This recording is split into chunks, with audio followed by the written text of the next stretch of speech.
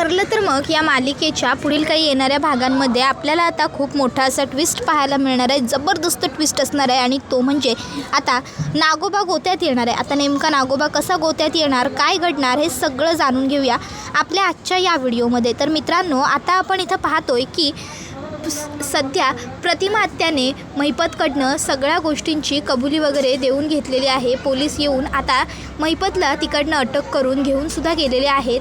त्याबरोबर आता इकडे महिपतला जेव्हा पोलीस अटक करतात त्यानंतर मग प्रतिमा आत्या ही सायली आणि अर्जुनला सांगत असते की मला सगळं आठवायला लागलं आहे. तर महिपत हा म्हणत असतो की बाहेर मी येणार, बाहेर आल्यावर तुम्हाला सगळ्यांना बघणार, सोडणार नाही तुम्हाला.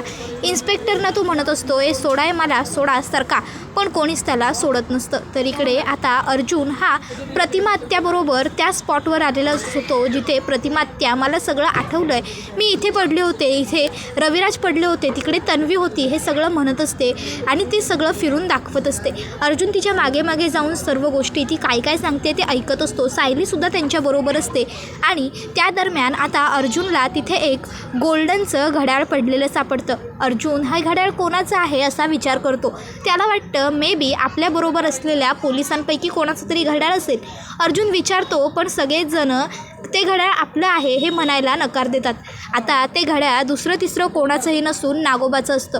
नागोबा जेव्हा त्या ठिकाणी पडला होता तेव्हा अर्जुन आल्याची त्याला चाहूल लागली होती आणि मग तो तिकडनं लपण्यासाठी मागे मागे चालला होता आणि त्यावेळी त्याच्या हातातलं ते घड्याळ खाली पडलं होतं. पण अर्जुन आपल्याला पकडेल की काय या भीतीने नागोबा परत चालला होता आणि तो धावत चालला असल्या कारणामुळे तेव्हा त्याच्या हातातलं घड्याळ पडलं आहे ही गोष्ट त्याने स्वतःने नोटीस केलेली नव्हती. आणि आता तो मी या जंगलातनं बाहेर तर आलो आहे पण लवकर मला इकडनं पहिले तर सटकलं पाहिजे, कोणीही मला बघण्याच्या आत असा विचार करून निघालेला होता. आणि तेव्हा त्याच्याजवळ घड्याळ नाही आहे ही गोष्टच त्या मूर्खाच्या लक्षात आलेली नव्हती.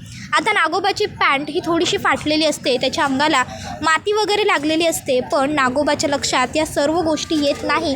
नागोबाच्या लक्षात फक्त एवढी एकच गोष्ट असते आणि ती म्हणजे आपल्याला काहीही झालं तरी आता इथं थांबून चालणार नाही, आपण लवकरात लवकर काहीही करून घरी गेलं पाहिजे. दादाला आपण जर भेटलो तर सगळ्याची वाट लागेल आणि मग नागोबा तिकडनं घरी जातो. तर इकडे प्रतिमा आत्या ही सांगत असते की मी इथेच पडलेली होते, मी रविराजांच्या जवळ जाण्याचा प्रयत्न करत होते पण मला उठता येत नव्हतं, हलता येत नव्हतं, म्हणून मग मी कोणी मदत मिळेल का ह्याच्यासाठी बघत होते आजूबाजूला. माझ्या डोक्याला लागलं होतं, रक्त येत होतं, मला काही समजत नव्हतं.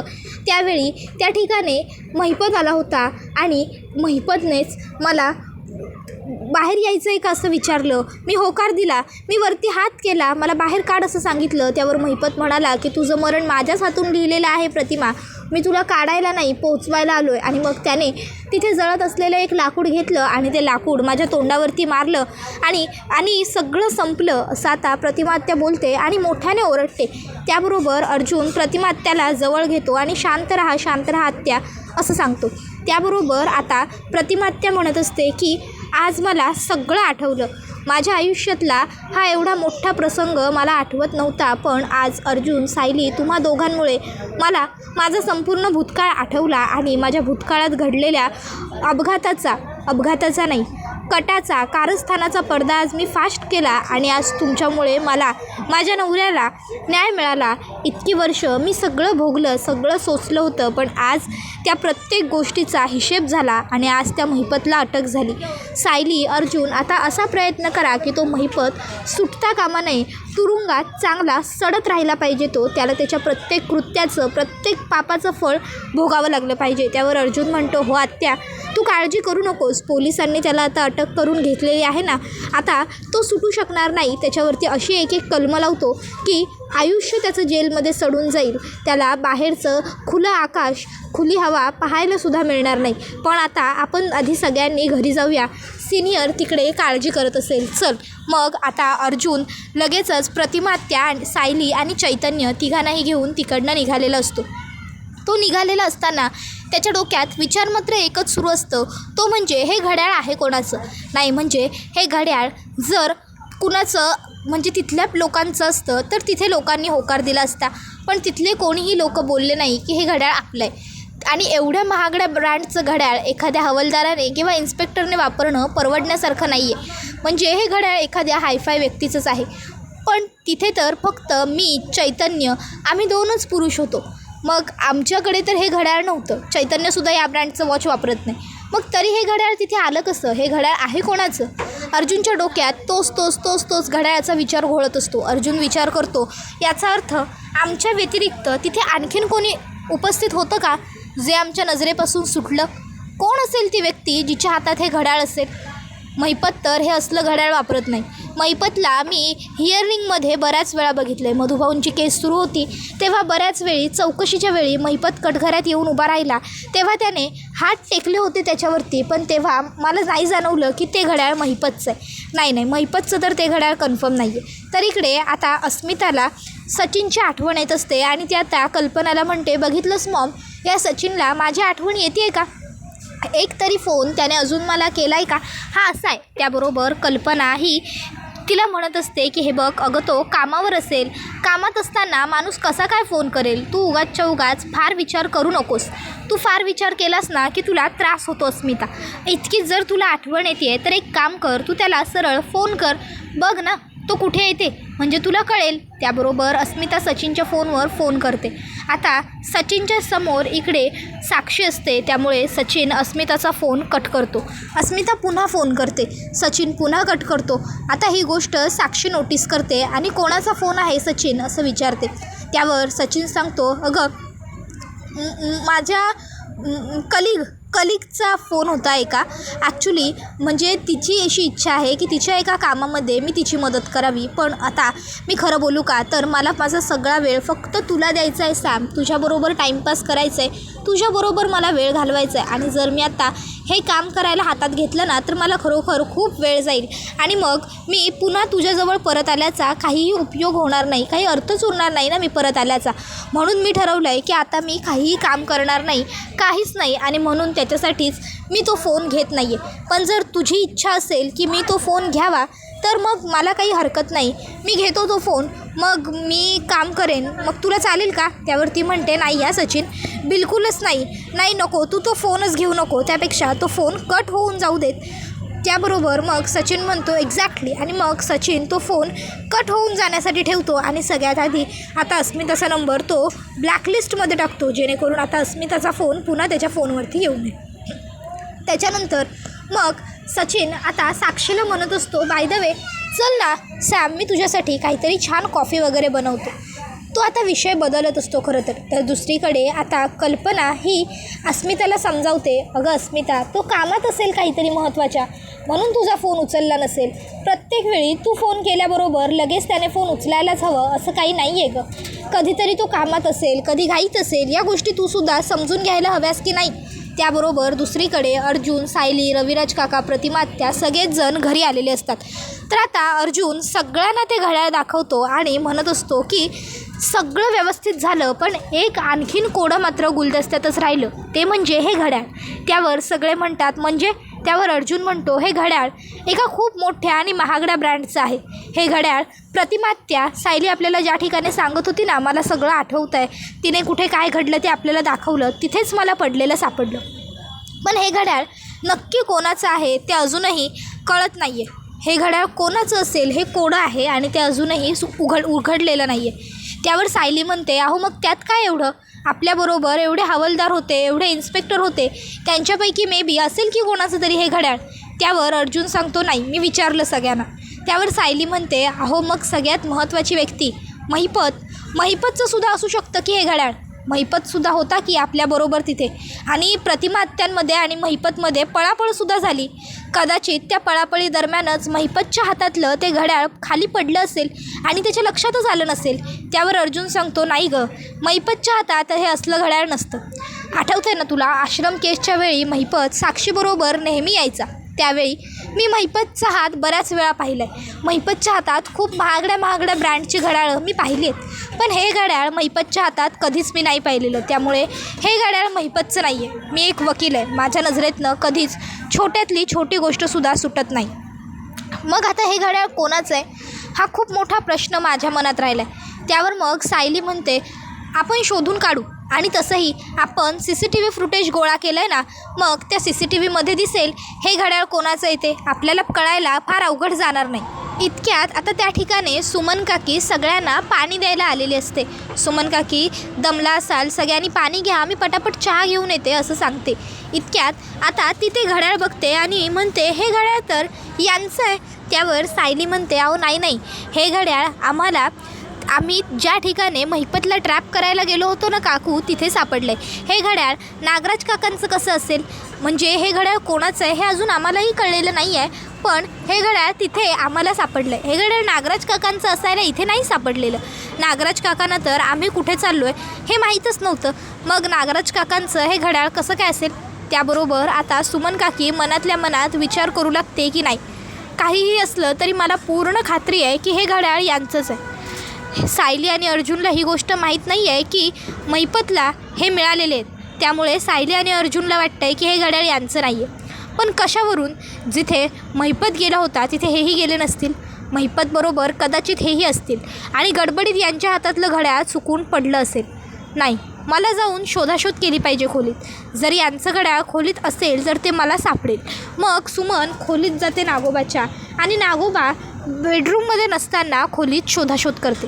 आता नागोबा हा आवरून बाहेर गेलेला असतो परत एकदा. त्यामुळे आता नागोबाचं घड्याळ कुठेही सुमन काकीला सापडत नसतं. घड्याळ न सापडल्यामुळे सुमनला आता पक्की खात्री होते की याचा अर्थ नक्की ते घड्याळ नागोबाचंच होतं. म्हणजे महिपतबरोबर हेही होते.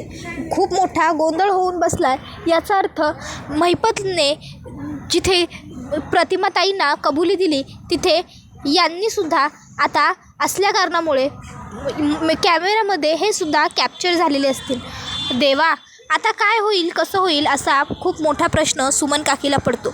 इतक्यात त्या ठिकाणी नागोबा येतो. नागोबा आल्यावर नागोबाला ती विचारते तुम्ही महिपतबरोबर त्या जंगलात गेला होतात ना. त्यावर तो म्हणतो तुला तुझ्या भावाच्या मुलीची भीती घातली आहे ती विसरलीस का. तर दुसरीकडे आपण पाहतो की आता सचिन हा गंडवत असतो साक्षीला प्रत्येक वेळी. हे साक्षीला डाऊट येत असतो पण तिला खात्री पटत नसते. इतक्यात आता अस्मिता सायलीच्या फोनवरून सचिनच्या फोनवरती फोन करते. त्यावेळी फोन हा साक्षी बघते. आता साक्षी त्याच्यावरती सायलीचा फोटो आणि नाव दोन्ही बघते. पण ती सचिनला असं दाखवते की तिने फोटो पाहिलेलाच नाही आहे. ती म्हणते तुझ्या फोनवर सायली वहिनी म्हणून एक मिस्ड कॉल आला होता, कोण आहे रे ही. त्यावर मग तो म्हणतो अगं मी तुला म्हटलं होतं ना, माझ्या मित्राची बायको, 2 मुलं आहेत माझ्या मित्राला, त्याच्या घरी मी जेवायला गेलो होतो, तीच त्याची बायको ती पुन्हा जेवायला घरी बोलवते. त्याबरोबर मग आता साक्षीच्या लक्षात ही गोष्ट आलेली असते की सचिन आपल्याबरोबर खोटं बोलतो आहे आणि नक्कीच सचिनचा सायली आणि अर्जुन यांच्याबरोबर काहीतरी संबंध आहे. आता सचिनचा नक्की सायली आणि अर्जुनबरोबर काय संबंध आहे हे तर साक्षीला कळालेलं नसतं, पण काहीतरी संबंध नक्की आहे. तो काय संबंध आहे हे आता तिला शोधून काढायचं आहे. आता तिच्या मनामध्ये चलबिचल सुरू झालेली आहे की नक्की काय संबंध आहे सचिनचा सायली अर्जुनबरोबर. सायली आणि अर्जुनला सचिन मिळालेला तर नाही आहे ना. सचिनला सायली आणि अर्जुनचाच तर माणूस नसेल ना. मी जिवंत आहे ही गोष्ट सायली अर्जुनला माहिती तर झाली नसेल ना. सचिनला मुद्दामून त्यांनीच तर माझ्या आयुष्यात पेरला नसेल ना. माझ्यावरती लक्ष ठेवण्यासाठी हे सगळं घडवून आणलं नसेल ना, वगैरे वगैरे खूप सारे प्रश्न आता साक्षीच्या मनामध्ये आलेले असतात. सचिन माझ्याबरोबर खोटं बोलतो आहे, सचिन सायलीला ओळखतो तरीही तो माझ्याशी बोलत नाही आहे, असं सगळं तिच्या मनात सुरू होतं. तर दुसरीकडे सचिनला मात्र या सर्व गोष्टींची किंचितही जाणीव नसते. सचिनला हेच वाटत असतं की जसं आपण नेहमी अस्मिताला बुद्धू बनवतो तसंच आपण आता साक्षीलासुद्धा बुद्धू बनवलेलं आहे. तिलासुद्धा काहीही कळलेलं नाही आहे. आपल्याला हवं तसं 2 बायकांना मस्त एकत्र ठेवतो आहे, असंच फक्त कोणाला काहीच कळता कामा नये, बाकीचं सगळं पुढे चांगलं सुरू राहील असं सचिन मनातल्या मनात म्हणत असतो. त्यानेसुद्धा हे ठरवलेलं असतं की तो साक्षीबरोबर लग्न करणार, म्हणजेच समिधाबरोबर लग्न करणार आणि समिधाला घेऊन तो US ला शिफ्ट होणार आणि इकडे अस्मिता त्याच्या बाळाची आई, त्याची बायको म्हणूनच राहणार, त्याच्या आईवडिलांची जवळ त्यांची काळजी घेणार, सेवा करणार आणि दुसऱ्या बाजूला तो साक्षीला US ला घेऊन जाणार, म्हणजे US ला साक्षी त्याची सेवा करणार. आता सचिनचं इंटेन्शन खूप नीच असतं, पण त्याला हे माहीत नसतं की साक्षीला आपल्याबद्दलचं सत्य समजलं. सचिन आता साक्षीने त्याला ही सायली वहिनी कोण आहे हे विचारलेलं असतं, त्यामुळे जरा घाबरतो. तो विचार करतो काय करू, सायली वहिनींचा नंबरसुद्धा ब्लॅकलिस्टेड करू का, नाही नको. जर सगळ्यांचेच नंबर ब्लॉकलिस्टला टाकले तर मग कळणार कसं, मला कोणी कॉल वगैरे केले तर, तिकडे काही घडलं तर, नको त्यांना डाऊट यायला नको माझ्यावर. तर दुसरीकडे आता प्रिया जी आहे ती खूपच जास्त घाबरलेली असते. प्रिया विचार करत असते की नागोबासुद्धा फोन उचलत नाही आहे, महिपतचा काही पत्त्या नाही आहे. सायली आणि अर्जुनने ट्रॅप रचला होता महिपतला अडकवण्यासाठी, त्यामध्ये महिपत अडकला तर नसेल ना. जर महिपत अडकला असेल तर सगळ्याची वाट लागेल. महिपत जर एकटा गोत्यात आला तर तो एकटा त्याच्यामध्ये राहणार नाही, तर तो मला आणि नागोबालासुद्धा गोत्यात खेचण्याचा प्रयत्न करेल. नागोबा मरो त्याचं काही हो, मला त्याच्याशी काही घेणं देणं नाही आहे, पण मला मात्र गोत्यात यायचं नाही आहे. आणि जर मला गोत्यात यायचं नसेल तर मला नागोबाला सेफ ठेवावंच लागेल, कारण जेव्हा नागोबा सेफ असेल तेव्हाच मी सेफ असेन, आणि जेव्हा मी सेफ असेन तेव्हाच मी सायली म्हणजेच तन्वी नसून मी प्रिया आहे हे सत्य कोणाच्या समोर येणार नाही. जर हे कोणाला कळलं की मी तन्वी नाही आहे तर मग मी तुरुंगात जाणं नक्की आहे, आणि मला आता पुन्हा काहीही झालं तरी तुरुंगात जायचं नाही आहे. त्यासाठी मला या नागोबाला कॉन्टॅक्ट केला पाहिजे. देवा, नागोबाला लवकरात लवकर कॉन्टॅक्ट होऊ देत, असा विचार आता प्रिया करत असते. प्रिया सतत नागोबाच्या फोनवरती फोन ट्राय करत असते, पण नागोबाचा फोन लागत नसतो. प्रियाला काळजी वाटत असते. तर दुसरीकडे सुमन काकीने नागोबाला सांगितलेलं असतं की कॅमेऱ्यामध्ये सगळं काही कॅप्चर झालेलं आहे, आणि त्या कॅमेऱ्यात तुम्हीसुद्धा दिसलेले असणार. त्यामुळे आता नागोबासुद्धा खूप मोठ्या टेन्शनमध्ये आहे. इकडे महिपतला पोलिसांनी अटक केलेली आहे, दुसरीकडे प्रियालासुद्धा काय घडलं असेल, तिकडे काय झालं असेल काहीच कळायला मार्ग नाही आहे, टेन्शन आलेलं असतं. तर दुसरीकडे अर्जुन याला कळत नसतं की हे घड्याळ नेमकं आहे तरी कोणाचं. अर्जुन विचार करतो आणि ठरवतो की हे घड्याळ कोणाचंही असो, अगदी कोणाचंही, पण हे घड्याळ कोणाचं आहे आणि ती व्यक्ती त्या ठिकाणी काय करत होती, ती व्यक्ती तिथे कशाला आली, हे सगळं मी शोधून काढणार. हे घड्याळ महागडं आहे, त्यामुळे हे कोणा साध्यासुद्धा व्यक्तीचं नाही आहे हे तर कन्फर्म, पण हे घड्याळ नक्की कोणाचं आहे हे मी शोधून काढणारच. मग अर्जुन तिथे घडलेला प्रत्येक प्रसंग व्यवस्थित आठवायला लागतो. तिथे काय घडलं, कसं घडलं, त्याच्यावरून तो अंदाज बांधण्याचा प्रयत्न करत असतो. तर आता नागोबाच्या लक्षात आलेलं नसतं की अजूनही की त्याचं घड्याळ त्याच्या हातात नाही आहे. तो विचार करत असतो की जर खरोखर कॅमेऱ्यात मी सुद्धा शूट झालो असेल, दिसत असेल, तर मी काय करू, मी या सगळ्यात फसेन.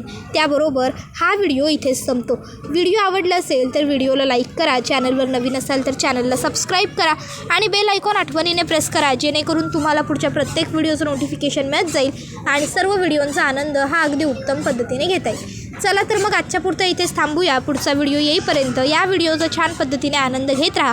टाटा, बाय बाय, धन्यवाद, take care all of you.